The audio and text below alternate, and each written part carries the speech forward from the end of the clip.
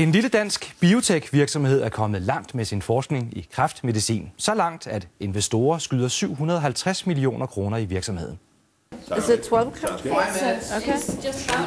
Glæden var ikke til at skjule på biotech-virksomheden Symphogen i dag. På en skala fra 1 til 10, så er jeg på et 11-tal. 3 store investorer har valgt at smide 750 millioner kroner ind i den lille biotech-virksomhed i Lyngby nord for København med 80 ansatte. Det skyldes, at Symphogen er nået meget langt i udviklingen af en kræftmedicin. Hvis det er muligt for os at eftervise i patienter, hvad vi har set i mus, så kan vi simpelthen få kræftsvulsterne til helt at forsvinde. Forsøg på mus har vist, at Symphogens medicin ikke bare forhindrer kræftcellerne i at vokse, den slår cellerne helt ihjel.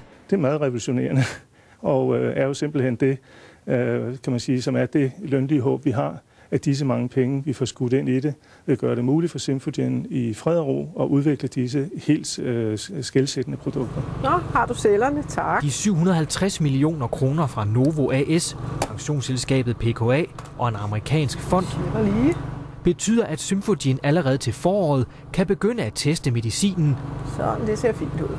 på alvorligt syge kræftpatienter. Hvis nu alt går optimalt godt, og at vi er i stand til at se de meget markante bedre effekter, som vi har set i museforsøg i patienter, så burde vi kunne være på markedet i slutningen af 2014, måske 15.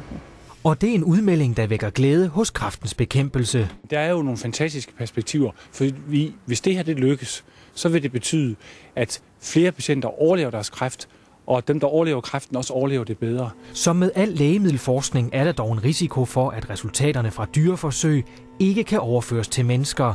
Men både investorerne og Symphogen tror fuldt og fast på kræftmedicinen. Ja, jeg har sat helt mit professionelle liv ind på det, og jeg tror på det både personligt, og Novo AS står 100% bag det her. Jeg håber og tror på, at det her bliver til et lægemiddel, som kan hjælpe cancerpatienter, men det kan jeg ikke garantere.